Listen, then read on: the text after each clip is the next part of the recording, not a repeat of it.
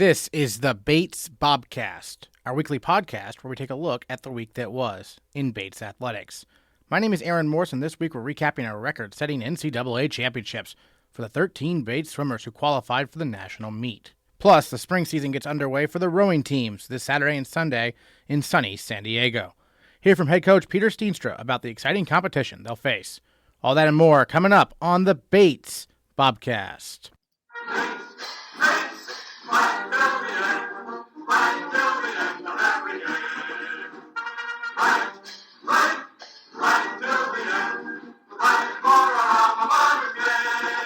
Bates Swimming and Diving sent 13 swimmers to the NCAA Championships, the most in program history. The Bobcats turned in terrific performances across the board, with the Bates women finishing 14th out of 46 scoring teams, and the Bates men 24th out of 43 scoring teams. For the women, sophomore Grace Wenger matched Sarah DeHare's record for most All-America honors at a single NCAA Championships, with 7, which is the most any performer can get. Wenger's top performances include a 6th-place showing in the 200 freestyle, and helping the Bates 200 freestyle relay team take 8th, both program best finishes. And Grace Wenger is our female Bobcat of the week. Grace, what a weekend for the swimming and diving team, and you in particular. You got 7 All-America honors, which is the most anyone can get at the swimming and diving NCAA Championships, but it wasn't what you were planning on doing entirely. Tell us a little bit about the last-minute pivot you had to do in some of the medley relays, right? Yes. So one of our butterflyers got injured, so I was originally supposed to be doing freestyle on one of the medley relays, and I got switched to butterfly. And then I was supposed to be in an individual event, which I got pulled out of to do butterfly on the other medley relay. So what was the adjustment like for you? How'd you make it? It was, you got to do what you got to do sometimes, right? But I was fine with it. All our relays did so well, and I was so happy to be a part of all of them. I couldn't have asked for a better meet. Everyone was right on their game. So. But in terms of your training and stuff, you've been doing mostly freestyle recently? Yes, yeah, I have been. I used to do a lot of butterfly. Peter had a lot of confidence in me. He was kind of hyping me up. So, but yeah, it wasn't too bad. One of your top performances was a 6th place finish there in the 200-yard freestyle. That's the best finish ever in that event for a Bobcat at NCAAs. Tell me a little bit about that race. Obviously, the prelim is what's really important, right? You've got to get the top 8 time. Yes. Yeah. So going into prelims, I was pretty excited, pretty jazzed. I wanted to make it back top 8. That was kind of my goal going into this meet. Yeah, and it was just really, I did take my last, in finals, I took it out a little too fast, but I was just a little too excited, I think, to have made it back in a national meet. So, but I was really happy with it. Everyone swam really well. Everyone dropped a lot of time from prelims, so it was a hard race. And the 200 freestyle, I believe, is also the one your twin sister competed in, right? Yes. What was it like to have her at the meet?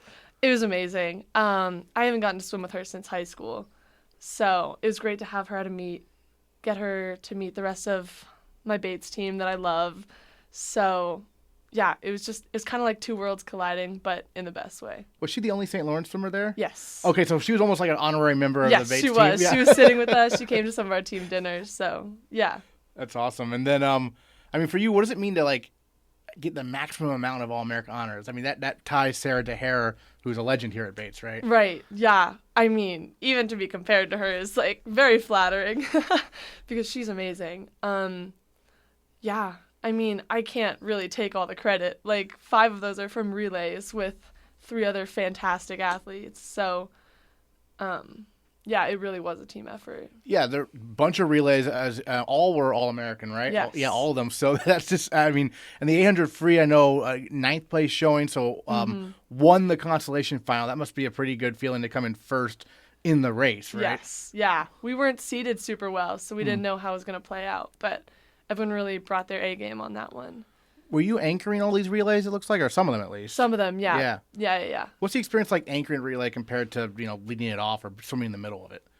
There's always that extra pressure when, the third leg is coming in and it's tied and you're you just got to, dig down and try to win that race. But it's always kind of fun, too, because, it's always a good race.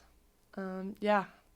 And then this was obviously your first trip to NCAAs. It was most of the team, not all the team, but most of the team's first trip to NCAA. Yes. So take me through the experience of this meet compared to, the dual meets and maybe even NESCACs. Right. I mean, even just walking into the facility, it was gorgeous. It was huge. Like, oh, it was crazy. Like, even just walking in, I think my jaw dropped. And there were just like 300 athletes or however many there were. It was just very surreal when you first walked in, especially without masks. And it just felt like everything was back to normal. It was kind of crazy. And so the length of the pool, different than turbo or the same? It's the same. They have a bulkhead that moves back and forth, so they can set it to either 50 meters for some competitions and 25 yards for our purposes. Okay, so D3, it's always going to be 25 yards? Yes. Okay. Yeah. I was going to say, that'd be tough to adjust, right? Yeah, no, for sure. Gotcha. And then, well, I mean, just what was maybe of all the races you were in, what's the one that leaves the biggest impact, at least right now in your mind? Any one that stands out in particular? Yes. Our 4 free relay. It was our last event on Saturday night. We had 2 amazing seniors on our relay. That was their retirement swim. We all went best times in our splits, and it was just an amazing relay. And those seniors were Caroline Sweeney and Susie Rickman, Yes. right? Yes. So that was the last event of the entire meet, right? Yes. Okay, Yeah. gotcha. And were you leading that I one was off? leading off, Okay, yes. okay. So that must be fun. You lead it off and you get to watch the other seniors. Exactly, yeah. They got to bring it home, which was great. Excellent. And then, having such a big group there, what was that like? 'Cause that was one of the biggest groups we've ever had. Yes, it was. It was amazing. I mean, just not only getting to go to the meet with all my teammates, but also this 4 or 5 weeks between NESCACs and Nationals would have been so hard without them. And it was hard in general, but I definitely couldn't have done it without having such a solid group of people to train with. So now that the season's wrapped up, what are some thoughts about, what some of your goals are kind of moving forward into next year? Because you're only this was your first year. You're only a sophomore here, right? Right, yeah. I definitely want to keep going back to nationals and trying to get my personal, increase my personal placement, like individual placement. I also want to keep having our super solid relays because we can definitely place top 10. We were pretty close. So I think that's a good goal for our program in general. Yeah, well, it was cool to see the 200 free relay get in that championship final, right? Yes, Yeah. That was really exciting. I know Vanessa was texting me. She was really excited about that one. I mean, just being on the podium, what was that like, with your teammates? It was crazy, especially that 2 free relay. We've definitely had our ups and downs with that relay, and it's been like the same relay all season. So we've been putting in like extra effort and practices, doing specific training for it. So just getting to finish it off with the same people and finish off top 8 All-American was the best feeling ever. And that's a true sprint there, right? Yes. Yeah. Oh, yeah. Do you prefer the real sprints like that, or do you prefer like the 500 free, for instance, when you're more of a marathon? Yeah. I would definitely say I prefer sprints because 500 free is pretty long. Yeah. I'm historically a little better at like the more mid-distance 200, 500 races. But the sprints are probably just more exciting, right? They're more fun. They're shorter. Right. And then, of your teammates, obviously everyone stood out, but it was kind of, I know I saw Sophie Castley get on the podium for a couple events. What's it like to have, she's a first year. Yes. What can you say about what she's been able to do? It's amazing. Yeah. Going to her first national championship and placing as well as she did, and after such a long season, it's hard to adjust from high school swimming to college swimming in general. So being able to do that all in your first year is incredible.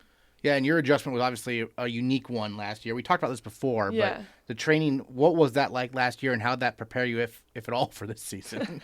Yeah, last year was definitely very different than this year was. It was a lot of just getting to know the team, getting involved just with the team culture. It was mostly inter-squad meets only inter-squad meets last year. So there wasn't a lot of getting ready for competition. But, there was that aspect of you're training this whole year and you haven't, gotten anything to see your improvement. You haven't fully raced. So there's that big jump from a couple years ago to this year, which is always exciting to drop a good chunk of time. Yeah, and it seems like D3 in general was extremely fast this year. It was extremely fast. NESCAC teams were really fast too. It was a lot of D3 records were broken at nationals. It was crazy to watch. And the NESCAC teams, it's fun to have them there too, right? Yes. Yeah. I've often heard that it's like you're cheering each other on, basically. You're no longer really competitors at that point. Is that a fair statement? Yeah. We had our little NESCAC cheer on Saturday or Friday, I guess. Yeah, I had some NESCAC girls in my 2 free final, and it was always exciting to be like, great job, NESCACs, you know. Yeah, it's kind of nice. Excellent. What are your thoughts you wanted to share about the meet that we haven't got to talk about yet? I just want to say how proud I am of everyone for making it and doing so well. We had some great team records. We had some great best times and some just great overall swims. So just great job to everyone who's there. All right, Grace Wenger, thank you so much for joining us. 7-time All-American in one meet and our female Bobcat of the Week. Thanks again. Thank you. We mentioned the men finished 24th in the country. This is even more impressive when you realize they only sent 2 swimmers to the meet. Senior Andrew Hall became an All-American with his 13th place showing in the 200 IM, and junior Nathan Berry earned the maximum 3 individual All-America honors, with his 6th place finish in the 50 freestyle, 8th place in the 100 freestyle, and 10th in the 100 back. Berry broke program records in all 3 events, and he is our male Bobcat of the Week. I wasn't able to go my freshman year, and so this was a really big opportunity. And going into the meet, our coach was like, if you guys can come back at night and score any points, that would be fantastic, because we were pretty much just on the cusp of like making it at all. For Andrew and I to be able to score any points at all was fantastic, let alone make like considerable night swims and get top 24 in the country. That was really impressive and not really what we thought was going to happen going into the meet. It really surprised us. It was great. And then you made some history yourself. No men's swimmer. We've had divers place this high, a little bit higher actually, but no men's swimmers ever place as high as you did in any event. 50-yard freestyle, 6th place. Take us through that event. The prelim obviously being the key to get into that final, right? Oh, yeah. Everything's 1 in the morning. Yeah. Yeah, I mean, going into it, like, the 50 free is just so technical of a race. It's not enough to just go at 100% the entire time, because that's what everybody does in the 50. So in order to win, you have to really think about and break down every tiny piece, every like 10th of a second, what you're going to do in those 20 seconds or so. That's what I've been thinking about for the past 4 or 5 years, is honing the 50 free, the technique, I trained 5 years to swim 20 seconds as well as I can. So going into it, I mean, the things that I was thinking about specifically for this one is I wanted to make sure that my breakout stroke was faster than my swimming speed. So you want to break out a little bit faster than you're swimming, so you're not like slowing down. So in order to do that, I would turn onto my side just a little bit for the first stroke to really get the tempo going. And then other than that, like all of the detailed technical work, I try to work like really smart in practice, not necessarily just hard, but work smart, so that when you're at a meet, you can't really think about all those things in the 20 seconds. You have to do all the thinking before, and then at the meet, it's just jump hard, push hard, swim hard, kick hard.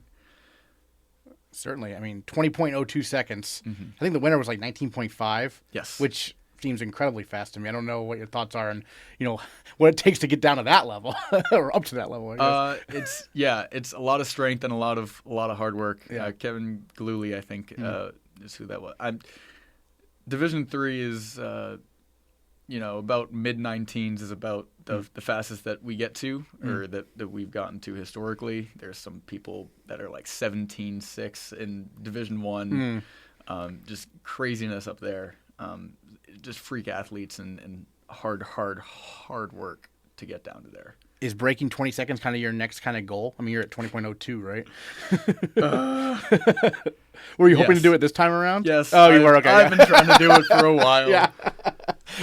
Some people have been saying I'm allergic to 19. It's a whole thing. Yeah. So that's what I'm trying to do ultimately. That was kind of my goal going in. I just missed it, but it's okay. It was still my best race ever. Right. So, I'll never be unhappy with the best time.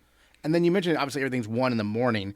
So what is the final meet kind of like compared to that? I mean, because you got to wait a bit. I mean, the morning races start at 10 in the morning, then you don't race again until what, after 6 o'clock? Yep. So after the morning, you have to get your lunch. You have to go take a nap for an hour or 2 hours, whatever you can, so that you're rested up. So you're not just like sitting around going exploring the Indianapolis Zoo, even though I would want to. You got a job to do. You got to do things right. So you got to prepare, rest and relax. Put your feet up, do your stretching, and then at night, it's like electric because everybody has. Usually, in Division III, everybody trains after classes, so people have been gearing up to swim at that time at 5 p.m., 6 p.m., 7 p.m. So everyone's nervous system is ready to go. Everyone's going a lot faster at night. People are feeling good, and the warm-up pool is actually less crowded at night because there's fewer people swimming, so it's easier to get in what you need to get in before the race happens. So, everyone is honed in on exactly what they're doing. They got one job to do. So you swam the maximum 3 individual events. So you didn't have any events on day 2, though. So how do you kind of handle that off day, if you will? Are you just rooting on all the other swimmers for baits who are there, or how do you approach that? Yeah, that's pretty much my job. Yeah. When I'm not swimming is to be rooting on everybody else, and so that's what I did. But you still do have to get in. I did like in the morning. Even though I wasn't swimming in an event that day, I could still get in the pool. Mm-hmm. So I did like a meet warm up, if you will. So it's I did like the exact same thing that I would do to prepare for my 100 back the next day. I just didn't swim the 100 back. Right. And then at night, I just kind of got in and loosened and made sure my muscles were all nice and not tight and not stiff. And you broke your own record in the 100 back as well at Bates. I did. Yep. 47.89 seconds. And that was in what they call the consolation final. But still, that was second in the consolation final. Good for All-America honors. You must have been pretty satisfied with that performance, right? Yeah, that was, I think that was my best race of the entire, in terms of my goals that I had going into it, 47.8 was like exactly what I thought I could do if I did the race perfectly and nailed everything. There's still gains to be made. I'm not saying I won't get faster, but a lot of that is going to come with strength and conditioning that I don't yet have at this stage. But I was just right now, 47.8 is what I could do if I nailed everything. From a technical perspective, that was what you wanted. From a technical perspective, yeah. Awesome. And then Saturday was really exciting. Vanessa Williamson texted me the video. Was like, you got to post this 100 freestyle. You broke Teddy Pender's record. So congratulations on that. Thank you. That must have been something that you were keeping an eye on also, right? I had my eye on it, but I that was the one that surprised me the most. That the 100 free has always kind of been my nemesis, as Coach says. I've never been able to swim it very well, even though by all means I should be able to swim a pretty good 100 free. I just never quite figured out how to do it. So this year I was really working on the race plan. How am I going to swim it? What am I actually going to do in this race? And it just all kind of paid off. And I thought in the morning I was like, man, I'd love to go 44.5, maybe flirt with the record. But I was like, man, I'm really going to be. I just hope I don't go 45.0. Because I've been a lot of stuff, 22.0, 20.0. I just didn't want. I wanted to break 45, right. And then look up at the clock, 44.1. That was a lot faster than I thought it was going to go. It was exciting for me. Yeah. And at that point, the night swim is just kind of icing on the cake, almost, right? It's just, we don't have to talk about that. There are some things that I should have been paying attention to and thinking about that I didn't take into account, and so a lot of stuff can happen there. But still got the trophy. What was the venue like? Grace was telling me it was huge. Oh, it's massive. That's the biggest spectator area natatorium in the country or something like that. It can be really overwhelming, especially for a lot of these freshmen and sophomores and even juniors who have not been to a big national meet before. It's a big deal, and you got to deal with kind of imposter syndrome that might happen. Do I belong here? I just squeaked in, or maybe some people are thinking I'm only on a relay, I can't compete with these big dogs. But you got to be able to, no, I do belong here. I made it. This is my job, and I get an opportunity to swim in the fastest pool in the country, and the facility is so well managed, and the water was so nice. And fun fact, it was actually had some salinity to it. So if it's salty, you float better. Okay. Kind of like the Dead Sea. Well, and that's great for backstroke, I think. Great, great for backstroke. Yeah. Great for every stroke. Right. When you're trying to keep the hips up and stay in line. So, I mean, they just think about everything in that pool. So, yeah, when you say it's the fastest pool, a person who's not a swimming expert like myself might be like, what makes a pool fast? And part of it's the salt, I guess? Tell us a little bit more about that. You're struggling for like hundredths of a second here, right? Right, it's not like anything is going to make a huge difference. But yes, the salt content of the pool helps, and also the depth of the pool helps. So if you have a deep pool, when you do your dolphin kicks underwater, you actually get propelled forward rather than if you're just hitting basically right against the bottom or right against the wall. The water can't go anywhere, so it can't push you forward. So you have a lot more space when it's a deep pool. They have really good blocks with the handles are in exactly the right place to maximize your strength. The walls, you don't slip on the walls, and they have the lines on the bottom of the pool that are exactly in the right place, so you never miss the walls. And then finally, just the mental side of it, where you're like, this is where everybody. Michael Phelps has swam here. Everybody who's an Olympian has swam here. This is like a fast pool, quote unquote, fast pool. Got the reputation and the elements to back that up. Yeah. And then obviously you and Andrew were there with 10, and it ended up being 10 base women competing, but 11 qualified. But I mean, so a big group. What was that dynamic like to have everyone there? Oh, it was awesome to have everybody there because, if it's only like 4 or 5 people or even just one person, like in the early 2000s, base was lucky to qualify one person. It can be kind of like, okay, I got to swim my race. Now I got to be away from all my friends. I can't talk to anybody. But when you have a big group and everyone's like cheering for you and everything, it's great because like on my off day, if I didn't have anybody to cheer for, I would have been bored out of my mind. Right. But I got to cheer on, Grace and Sweeney and I honestly can't even remember who exactly was in the relay on that day. But like everybody was just swimming so fast, and it didn't have to just be one person or just a couple people. You had a lot of swims there to make it really exciting and worth it. So you're a junior, obviously. This is your first NCAAs because of COVID, basically. And so now what are some goals you have in your mind kind of moving forward, senior year coming up? Technically, everyone has more eligibility left, but obviously that's a whole other situation. But in terms for you, what are some goals you have kind of for this next year coming up as you train here in the off season? I really want to make the last year count. Yeah. I don't want to be, I think I am not really going to be looking at a 5th year. Some people are kind of debating it. I'm still on the fence, but I think probably not. So I really want to make the last year count. So a lot of what I'm going to be doing in the off season is lifting, focusing on strength, because for sprinting and the stuff I do, I don't need a whole lot of cardio and endurance. And all of the cardio and endurance that I need for those races, I will get in season starting in September when we do the swim practices. So what I can't get a lot of in season is getting bigger, getting stronger, because a lot of the stuff we do in the weight room is meant to maintain during season. So in the off season, a lot of what I'm going to be focusing on is just getting as strong as possible and kind of pulling Edmund Jiang, if you will.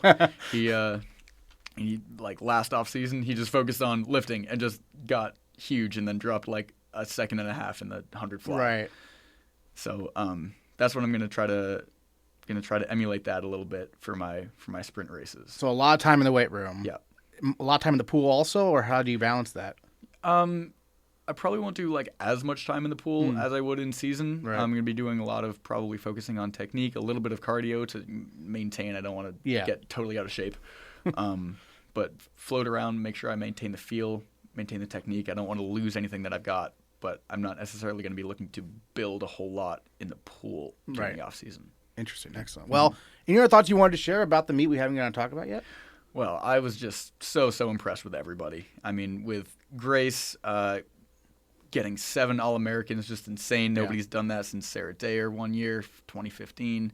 And Andrew Hall, I'm so happy that he got to come to the national meet as well. He was telling me like he wished he had scored more, but I mean, he got like best times, and he actually did score. Like, he got 4 points, and without those 4 points, we would not be top 24. Right. And, I mean, it might seem like an arbitrary number, but, like, they only show 24 things on the scoreboard, 24 teams. So, it's kind of an exciting number. So, I'm just really happy that he got to finish off his senior year with a fantastic meet and some great times.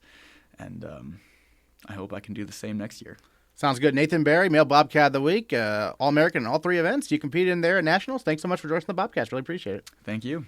The men's tennis team was in action on Saturday and defeated the visiting MIT Engineers by a count of 6-3. Junior Leo Kupferman teamed with Teddy Koidi to win 8-3 at number 2 doubles, and Kupferman won in straight sets at number 3 singles. The Bobcats have won both their home matches so far this year, and the strong junior class continues to lead the way. You and Teddy Koidi hadn't really played doubles before the last couple of matches, but it seems like it's going really well. How's that chemistry developing? It's developing really well. We were friends since freshman year, since we've been on the team, and we also knew each other a little bit before coming to Bates, just because we're both from New Jersey. And we also lived together last year, so that also helped a lot, obviously. And it's super easy to like give each other tips and let each other know like what to do if they see something. Great, and then take us through the 2 matches you played here against MIT. Your doubles match, obviously a good win there, and then also in singles for you as well, right? Right. So the doubles started out really strong for us. All 3 doubles matches we won, which was really big for us. Got off to a good start just with bringing the energy, I think. It's not always easy to start off strong with just like playing well every point. So just like staying really focused in the match is really important. And then how did you guys adjust to get into singles play as well there? So for singles, definitely it's hard to get the energy back up sometimes starting the next match. But it's really helpful to have my team there. And my coaches were also really helpful just to like give me a little tips to just get me going. Terrific. And then take us back to when you were in high school, being from New Jersey. What appealed to you about Bates? I definitely liked the idea of going to a smaller school because I went to a pretty large high school that was similar size to this, and I felt like that was pretty comfortable. And I was looking at a lot of Northeastern schools because they're academically really strong, and also the tennis is pretty accessible. So talking to Coach Gassingay here was really a good experience because I felt like he was more of like cared about me instead of like my play. And then interesting, I talked to Teddy about this, about how there's no seniors on this year's team. Mm-hmm. So what's this junior group like, thinking, wow, we've got 2 years to try to really build something here, right? Right. So this year we wanted to start off really strong in the fall because we felt like we have 5 juniors, I think, right now, and we didn't have a ton of experience, but we felt like we could really spread the culture really well. So I felt like we were able to foster some good competition within the team. And it was tough to definitely be in the off season without like the seniors, because I felt like we could have had some more leadership there, but we definitely were able to get through it, and now we're seemingly pretty good. Well, I'm curious just because you are juniors, but as you mentioned, the last 2 years there really hasn't been a ton of tennis, right? Mm-hmm. I mean, it's been the case for all the spring sports. It's kind of almost like it is basically your first full season. So do you feel like a junior, or do you feel like you're still kind of getting your feet in college tennis a little bit? I feel like every time I step onto the court for competition, it's definitely something that's like super important every time. That feeling doesn't really go away, but it's definitely something special to compete for the school, for sure. I want to know about playing here at Merrill, because the Mendicott match was everyone's first home match at Merrill Gym as their time at Bates. So what's it like for you competing here? I like it a lot. I mean, we get to play here all year round, so it's super great for us to be able to get used to the courts, and that's something we kind of take pride in, that we get to play here, because it's something we can use for our advantage, and we definitely were able to in those 2 home matches, I think. And it's just nice to have the crowd can be here, and it's really cool environment, I think. And then tell me about growing up. How did you get involved in tennis in the first place? My dad played when he was a kid, and he likes the sport a lot, and he played a bit when I was young, and then he kind of got I have two siblings, and we all kind of got into it a bit, and I just felt like it was really fun, and I kind of excelled in it at the beginning, so I felt like if I worked hard, I could play a lot. You kind of took a natural feel to it almost? I feel like I felt like team sports weren't really my thing, so I felt like that was definitely something I was into. Well, you mentioned that like tennis is a very individual sport, but at the college level, it is also a team sport. How do you kind of balance that? In the college tennis, I feel like it's really, really great to have a team environment while we're competing, because although you're actually just competing by yourself, you actually have a bunch of people around you to support you and give you tips and help you get through that match, instead of being there all by yourself, like alone with your thoughts. Right. And then what are some goals you have in your mind kind of moving forward this season? I think as a team, we are all looking to make a kind of a scene at NESCACs.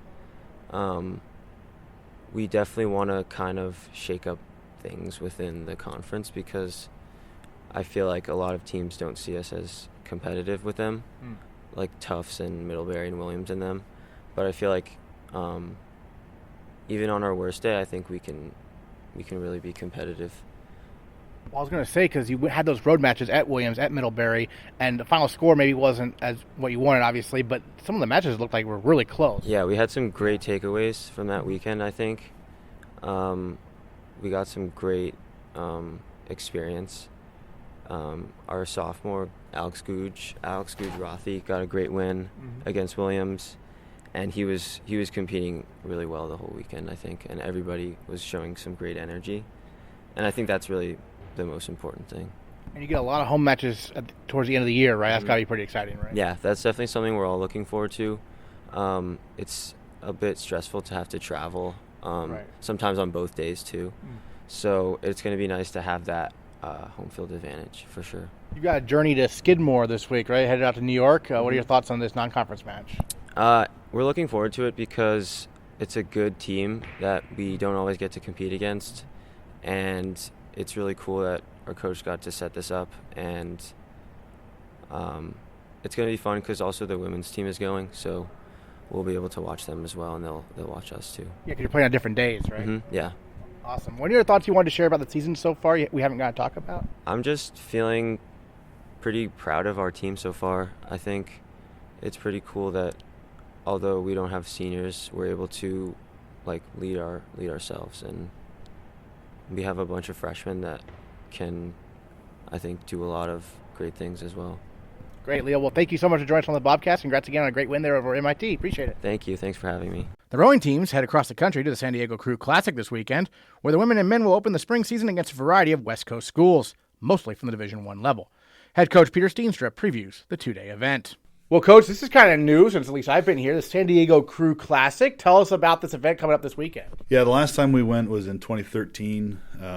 We had taken a similar sized group. We took 3 women's 8s and a 4 and then 2 men's 8s. So it was a good sized group. But it's an early season, or at least it's like the traditional opening of the racing season. As compared to the Charles, which is the closing of, right? This is the opening of. And it helps out with, covers a lot of bases, just getting some more visibility for the college on the West Coast, and it also does something for us in terms of a major trip, right? That's sort of irregular, not common for us, and we wanted to do something that was going to signify kind of the end of COVID in a way, but also just bringing everyone back together because we went through last spring, and even though we were very fortunate to be able to race and be able to do some stuff, it was limited. And we weren't able to travel with too many people. So we have, 2/3 of our team has never raced for Bates before. So, to get out there with as many people as we can and to get this this season started in a positive way with a big, energetic event is really kind of what we were focused on. So, course, is it like just a straight up 2K race, or is it more of a winding race like the Charles? No, this is a straight 2K race. It's in Mission Bay. It is a good 7 or 8 lanes, so it's a big, legitimate race course. The only problem with it being that it's kind of tidal, so you have the tides coming in and out. The starting line is right underneath the SeaWorld, whatever that park is, Shamu or whatever the killer whales are there. So it's a bit of a circus in some respects, but it's a great race course, a good traditional event, huge number of youth programs, high schools, clubs, even right up through masters events. So it's a big regatta, with 100 different programs are involved. Wow. And then so for the women and men, who's their competition? Like, is it like collegiate eights like it is for the Charles, or are the men going to be going up against like some universities like they do at IRA sometimes? Well, two different stories here. On one side, on the women's side, they are going to end up racing a lot of the Division I, top programs. Like, for instance, they've divided up the events, so you kind of have the varsity 8 has 2 different events. Okay. And the top one would be considered an invitational only. So we couldn't register for it. You have to be invited to be in it. And that's where Texas and Cal and Stanford and all those big programs are. The funny thing is that the JV event is one event. So our second 8 is going to race Washington, Texas, Cal, UCLA, like you name it, right? They're racing the biggest programs there are. So that's going to be fun for them, just to kind of line up against them and see what they can do. There is, of course, a wide array of programs on the West Coast. You have very large clubs. You have, D3 is a little bit of a curiosity for the folks on the West Coast. They don't have a whole lot of D3. So there is a separate D3 event, but we're not entered in that because it wouldn't be, to go there and just have that event wouldn't necessarily be enough for us. I want to put them up against people who are supposed to beat us, and we'll see if we can hang on to them. Okay, so then who are the varsity 8 going up against? Well, I'm supposed to name them right off the top of my head, aren't I? No, it's okay. Is it going to be like Williams? It'll be Sacramento. It'll be a bunch of D1s. So it will be D1s. Okay. You have UCSD, which is recently a Division I program. Okay, right. Then there's USD, which is also D1. Yes. And you're going to have Sacramento State, and you're going to have various like California state universities. So it sounds like the varsity 8 will be going up against kind of lower level D1s, and the JV 8 will be going up against the higher level D1s. Yeah, I would say I would call them mid-level D1s because you have Gonzaga, you have Oklahoma. Okay. Right off the top of my head, I can't think of all of them, but yeah, there's I think 14 or 15 schools in that event. Yeah. And the JV 8 is going to race the same group, but add in the top end D1 programs, right? The real big ones. So that's a great experience. Obviously, are the women really excited for this? Oh yeah, it's a great experience, and it's a great experience because we don't know any of these teams at all. Like whether that's we can identify which ones are Washington and Texas, but our rowers aren't going to really know the difference between Gonzaga and UCSD or you name it, right? Yeah.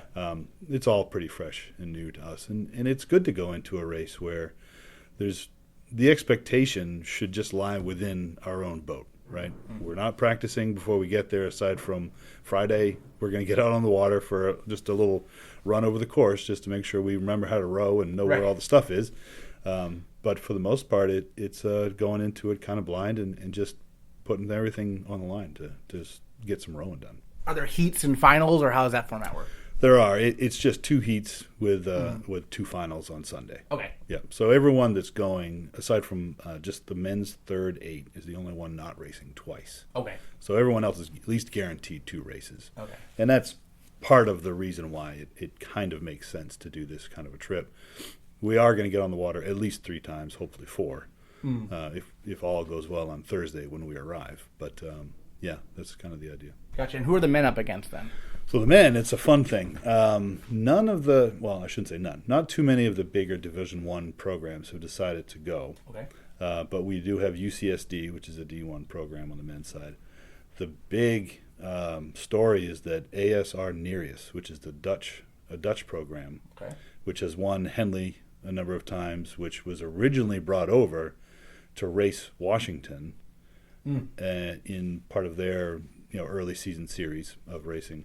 Something happened up at Washington, I don't know, some disciplinary action, I think. But anyway, Nereus had already planned to be at San Diego. But what they're doing is they're taking the same idea. You have this sort of invite group and then the rest of us. And we're in there with MIT, and we're in there with even Purdue's club, which is a big club. But you have the USDs, the UCSD, all the others are in there as well.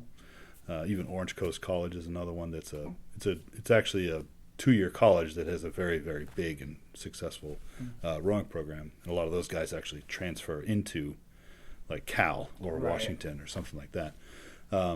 But yeah, our guys are going to have a nice, interesting race there, and they've decided to bring the two groups together, the invite and then the regular group, which is called Cal Cup. They're bringing them all together and then having 3 heats with top 2 making what will be the invite final. So our guys could, if they do well, they could actually be racing for this event that has only been won by international crews or high-end D1s in places like Yale and Harvard and Washington and all that. So it'd be very interesting to be in that mix and to race, to be able to race straight up against ASR Nereus would be pretty fun. So that's a possibility if they do well in the heat then. Yeah. If they get top 2 in the heat, I still don't have the actual lane assignments for the races, but if they, if they can get top 2, then they'll be in that grand final, which would be pretty exciting. Certainly. And then just remind us how many, so it sounds like, 2 women's boats or? There's 3 and 3. 3 and 3. Okay. So we're taking 54 athletes total. Nice. Yeah, it's a big trip. Yeah. Awesome. And so for the women's third varsity 8, then, are they in that same JV race as the 2V? No, they're not in a JV race. They're in something called the Women's Open 8. Okay, the Open 8. So Okay. it actually ends up with a number of Washington and Texas and Stanford and all those groups are in there. Right? But they might be a 3V like ours. Yeah. They might be a 4V. Right. Or they might be a combination of a 3V, 4V, because there's also an event for the varsity 4s. Okay. Right? And those are important for the D1 because Sure. they have to have a 1, a 2, and then a 4, right, in order to go to the NCAA Championships. So a lot of them are going to prioritize that varsity 4 over this Open 8. But the Open 8 is a really exciting event for our 3V. Yeah. It's going to be really great. And they're going to line up with Texas and Washington.